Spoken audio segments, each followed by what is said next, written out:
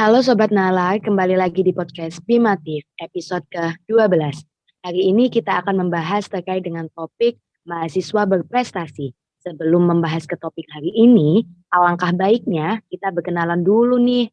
Sesuai dengan pepatah, tak kenal maka tak sayang. Oke, kenalin saya Syaharani Cahyani Pramesti sebagai MC, dan di sini saya bersama dengan Kak Nurlaili Alfiatin yang akan menjadi narasumber pada episode ke-12 ini.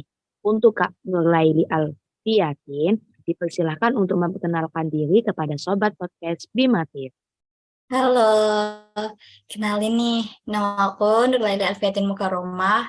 Aku dari Prodi Teknik Lingkungan Angkatan 2021, dan di UKM Penalaran dan Kreativitas ini aku menjabat sebagai staf ahli di Litbang, dan kebetulan buat aku sendiri itu berperan sebagai PJ dari esai dan juga karya tulis ilmiah. Halo Kak Laili, gimana kabarnya? Buat kabar hari ini, alhamdulillah baik banget. Gimana nih kabar dari Syaharani? Alhamdulillah Kak, baik. Oke, kita langsung saja ya Kak untuk memasuki ke topik terkait dengan mahasiswa berprestasi. Nah, ini gimana sih Kak menurut Kakak? Ceritain gimana caranya bisa jadi mahasiswa berprestasi Kak? Berawal gimana ya? Mahasiswa berprestasi. Awal mulanya itu berawal dari hobi sih. Jadi dari SMA aku tuh suka sama yang namanya nulis. Entah itu nulis puisi atau esai atau karya tulis ilmiah. Nah, dari kelas 11 menuju sampai kelas 12 akhir itu kayak baru tergugah buat ikut, karena kelas 10 masih belum punya motivasi buat ikut-ikut kayak gitu. Nah, dari situ dari SMA itu kayak belum belum pernah juara gitu. Mentok-mentok itu ya udah finalis aja gitu. Finalis beberapa kali.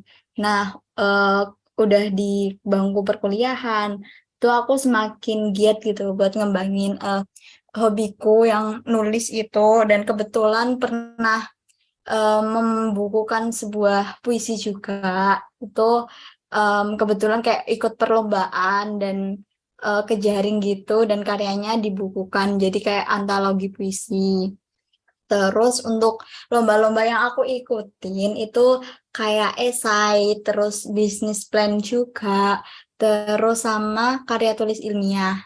Jadi kayak ketiganya itu aku iseng-iseng gitu loh. Ya iseng tapi ya niat gitu. Jadi kayak ngembangin hobi sekaligus coba-coba buat nyari pengalaman juga. Kebetulan kayak gitu sih kalau ceritanya awal mulanya kayak gitu. Tapi kalau menurut aku ya Kak, itu nggak iseng loh Kak. Itu udah ada Ya kemauan intinya sendiri. kayak jangan terbebani gitu, maksudnya gitu. Enjoy Iya nah sih, gitu kan, ya bener banget gitu. betul, betul. Nah, selama kakak mengikuti lomba tersebut kan pasti ada strategi-strategi yang harus kakak apa ya, harus kakak pertimbangin strategi apa ya untuk bisa menang di lomba ini, untuk lomba esai dan lain sebagainya. Strategi apa sih Kak biar jadi nggak kita emang kalau ingin ikut lomba itu berharapnya bisa menang sih kalau harapan itu kan nggak bisa sesuai dengan fakta ya Kak ya. Kadang mentok-mentok jadi finalis. Nah, sebelum ke ranah jadi pemenang, finalis aja deh Kak. Strateginya apa? Gimana ya, kalau menurut aku sih awalnya tuh kita harus kayak dari lomba itu kita mau apa sih, kita tentuin dulu. Kita lihat temanya apa, habis itu kita analisis kayak, oh temanya kayak gini, terus permasalahan di sekitar kita apa ya, biar kita bisa carikan solusi buat ke depannya gitu. Jadi kayak nyari sebuah solusi itu nggak perlu jauh-jauh gitu loh. Bisa bisa juga sih kita studi literatur dari jurnal, tapi bisa juga kita dapat kayak ide gitu dari kayak permasalahan di sekitar kita juga gitu. Jadi kayak yang pertama kayak analisis dulu masalahnya apa, terus kamu tentukan gitu kayak solusinya apa sih kayak gitu. Habis itu baru kita kayak brainstorming buat kedepannya tuh kayak gimana sih biar ide kita tuh menarik dan belum ada sebelumnya gitu dan kayak nggak terplagiat dari karya-karya yang udah ada gitu. Oke Kak, siap-siap. Tapi beberapa eh, orang sih Kak ya yang bilang kalau memang kita nggak bisa apa ya memunculkan ide dan lain sebagainya, kita boleh lihat karya orang lain, tapi kita sama apa ya em, memparafrase. Nah, menurut Kakak itu gimana kalau semisal ada karya orang lain bagus menjadi juara satu terus ketika aku nggak bisa nih udah buntu banget kayak udah mentok banget gak bisa memunculin ide rumusan masalahnya apa lihat jurnal juga bingung apa yang harus diangkat menjadi judul terus aku lihat tiba-tiba aku lihat ada suatu karya seseorang yang memang udah menjadi pemenang nih. Nah, mungkin aku punya niatan, mungkin aku nggak usah berpikir lagi ya, mungkin aku tinggal parafase semua aja. Menurut Kakak dari kejadian kejadian itu gimana sih, Kak? Itu ada strateginya sih. Jadi kayak eh, pernah tahu nggak sih ATM, amati, tiru, dan modifikasi. Nah, dari Iya, karya iya. yang udah ada, iya bener. Dari karya yang udah ada, kita tuh bisa kayak amati, tiru, dan modifikasi. Kita analisis dulu. Oh, dulu tuh kayak gini. Jadi dia nyelesaikan permasalahannya kayak gini, idenya kayak gini. Nah, di situ kita modifikasi. Jadi kayak kita munculin keterbaruan dari ide yang lama. Kayak gitu. Jadi em, intinya kayak kita bukan ngeduplikat atau plagiat dari karya tersebut, tapi kita lebih ngembangin dari karya yang sudah ada gitu. Jadi nggak masalah ya, Kak, intinya. Yang penting kita harus menimbulkan apa ya, memunculkan ide baru. Ya, Kak ya. Mengupgrade lah Iya, istilahnya. bener banget. Oke. Awal gimana? Kayak istilahnya kayak mengupgrade karya lama gitu Iya, ya, Kak. bener. Iya, betul. Oke, siap. Nah, kan Kakak juga berprestasi nih dalam bidang eh, penulisan ya, mulai dari esai, karya tulis maupun puisi. Nah, gimana sih ya Kak, cara ngeimbangin antara Kakak kan pasti kuliah, terus belum lagi ikut lomba. Nah, menyeimbangkan antara akademik sama non-akademik, baik dalam segi hobi yang Kakak apa ya jadiin motivasi buat ikut lomba sana sini kan pasti ada ya eh, pembagian waktu yang kadang nggak sesuai atau sesuai tapi nanti ke arah yang apa ya terlalu memforsir. Nah, menurut Kakak itu gimana cara membagi waktunya? Apalagi kan kalau membuat esai kayak karya tulis ilmiah sama puisi itu harus benar-benar apa ya keadaan hati sama pikiran itu plong, fresh biar bisa dapat ide yang sangat bagus. Menurut Kakak gimana? Oke, jadi caranya itu kita harus nentuin skala prioritas sama manajemen waktu yang baik. Nah, yang terpenting tuh kita tentuin dulu nih skala prioritas. Misalnya sama-sama pengen ikut lomba dan juga ada tugas. Kita lihat dulu nih waktunya deket mana. Kalau emang deket pengumpulan tugas ya udah kita fokus ke tugas dulu. Baru nanti kalau udah selesai em, kita mulai cari-cari ide atau ngerjain dari lomba tersebut. Terus manajemen waktu. Nah, kita itu harus pinter-pinter bagi waktu gitu. Apalagi ini kan udah offline juga. Pastinya kalau offline tuh waktunya bener-bener kayak terkuras banget buat di kampus. Kadang kayak di rumah itu udah malam kayak gitu. Jadi kayak kalau ada tugas pun kalau bisa itu langsung dikerjakan biar kalau kamu punya hal lain atau kegiatan yang kamu senangin itu bisa kayak ke jalan dengan baik gitu. Jadi kayak tanpa mengganggu dari tugas yang udah di deadline gitu. Terus bisa juga kayak apa ya bikin jadwal gitu loh.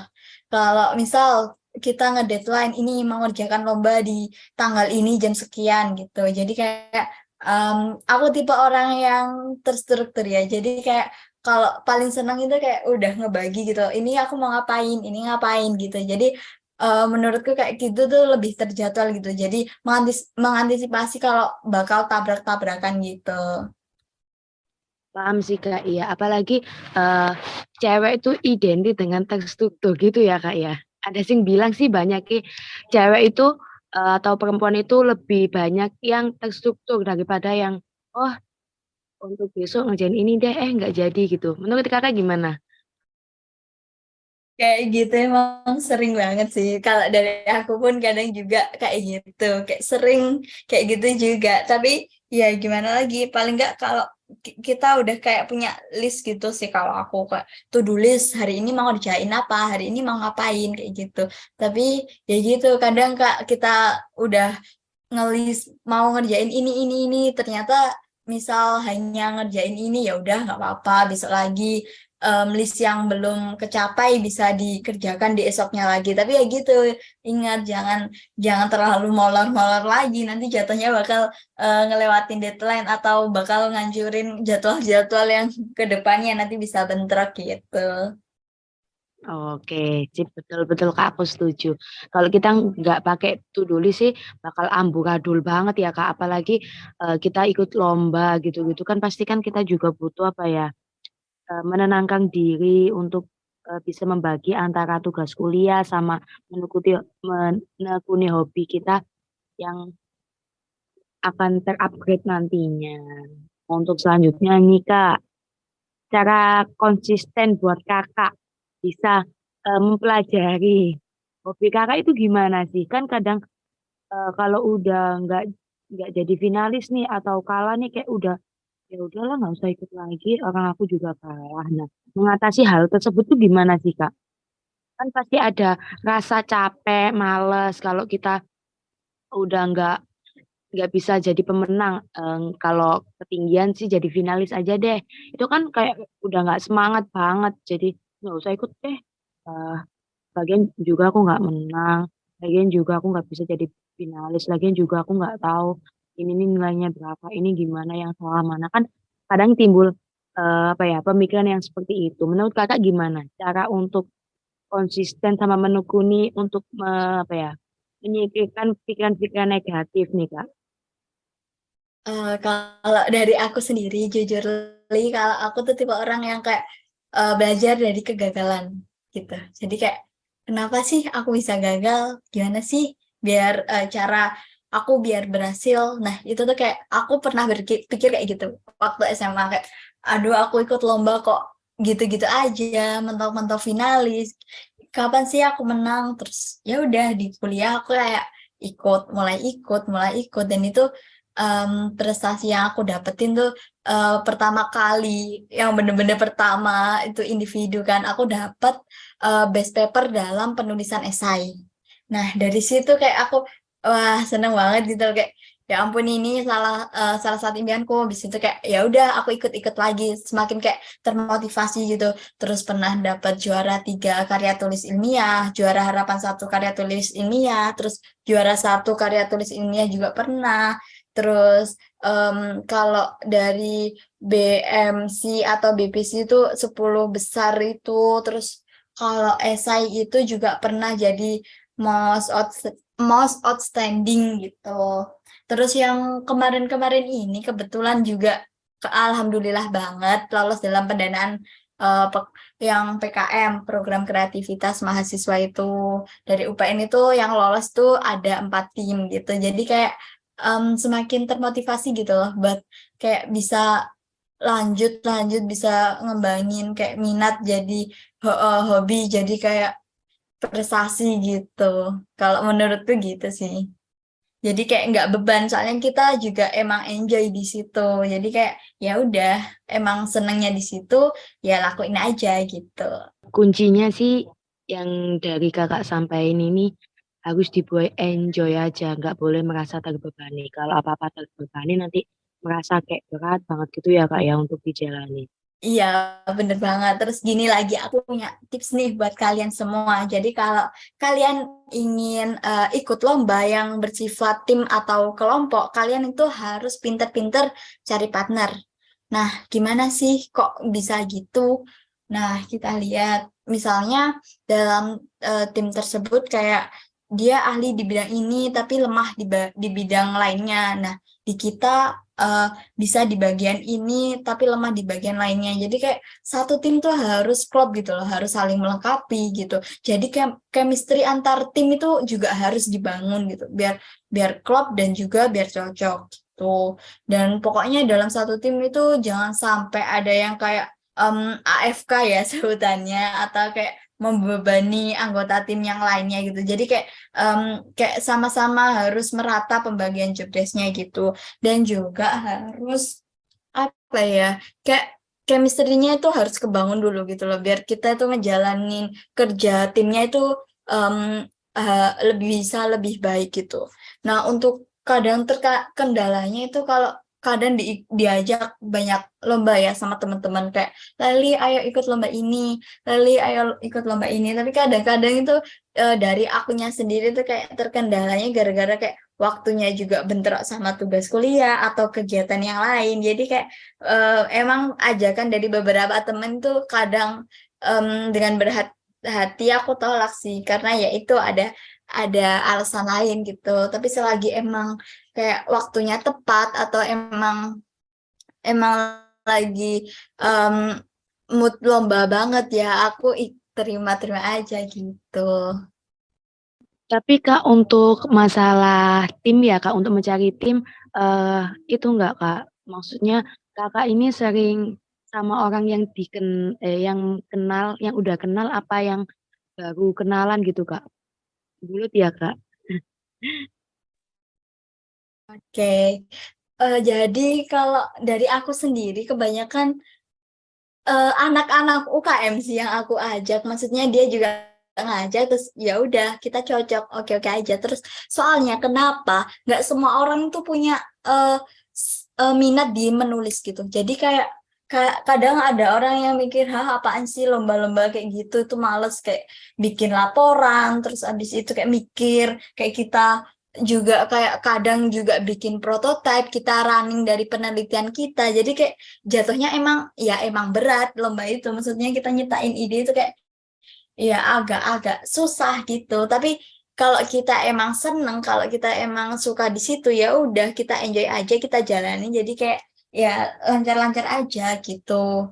Jadi tapi pernah juga nih aku waktu itu kayak di UKM juga dapet tim UKM, tapi kayak apa ya, dapet orang yang kayak baru kenal gitu.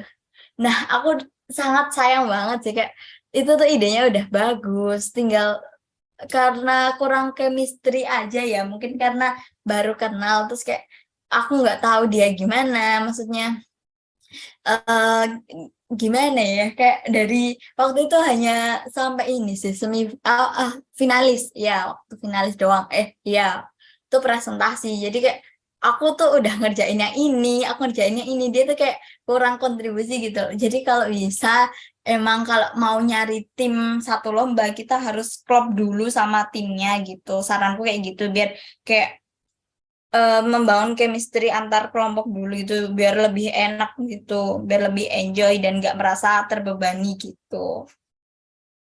Jadi nggak masalah ya Kak untuk mendapatkan tim baru. Maksudnya baru kenal gitu loh Kak. Nggak masalah ya Kak ya. Untuk Kakak sendiri. Nggak masalah sih, soalnya ya udah pernah ngalamin gitu. Oke, berarti kalau gitu nanti jika ada next lomba selanjutnya, aku dong Kak mau diajak. Boleh nih, boleh kita belajar bareng-bareng, karena ya ya bukan bukan menggurui atau gimana, pokoknya kita tuh belajar bareng-bareng, belajar hal baru bareng biar bisa berkembang sama-sama gitu. Siap, ditunggu loh Kak untuk joinannya menjadi timnya Kakak. Untuk selanjutnya, jadi untuk terkait dengan permasalahan yang tadi, faktor lingkungan juga mempengaruhi ya Kak ya. Kalau kita ikut ikut lomba-lomba seperti itu.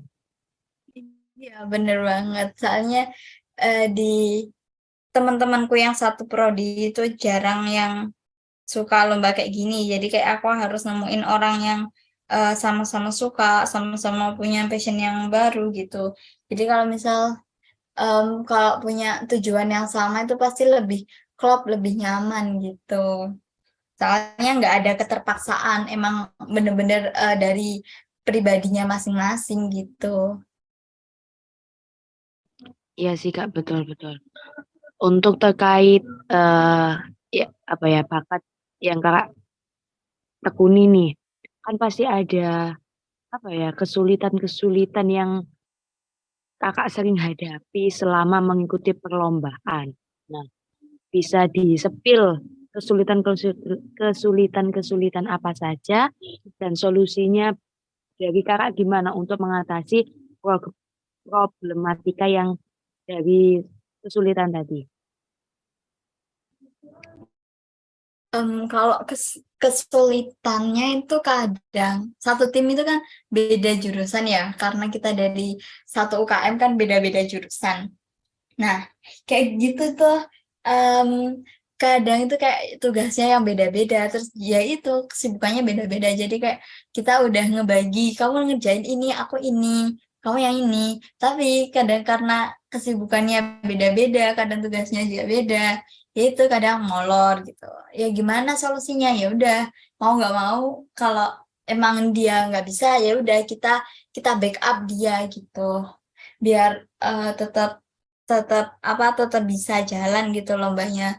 Tapi selain itu juga setelah kita backup dia, terus dia juga nanti tetap apa ya, kayak ada job desk lagi gitu loh, sebagai kayak ganti yang kemarin dia nggak ngerjakan gitu. Jadi kayak tetap saling bantu membantu lah. Terus selain itu, kalau yang aku pernah hadapin tuh kan aku pernah kayak buat prototipe alat. Nah, itu kalau dari itu tuh kayak pembuatan alatnya sendiri itu yang tergolong alat bahannya mahal, dan juga proses pembuatannya yang susah, ya itu sih sangat struggle banget. Kayak apa ya, sangat menghambat sih. Kayak nggak semudah itu gitu. Jadi kayak ya sangat-sangat sabar dan juga kayak jangan putus asa gitu. Siap-siap Kak. Jadi dari hal tersebut meminimalisir adanya anggota tim yang AFK gitu ya Kak ya. Iya, bener banget.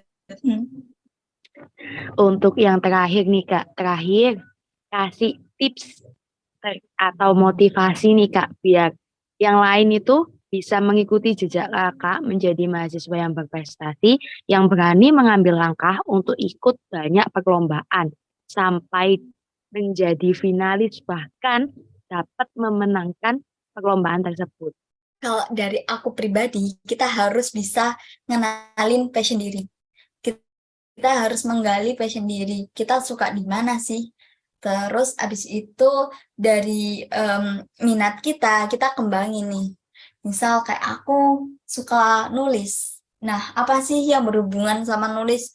Ya udah, puisi, esai, atau karya tulis ilmiah dan lain-lainnya. Jadi kayak berawal dari hobi, berawal dari iseng-iseng, itu kayak bisa buat kita banyak belajar banyak hal gitu.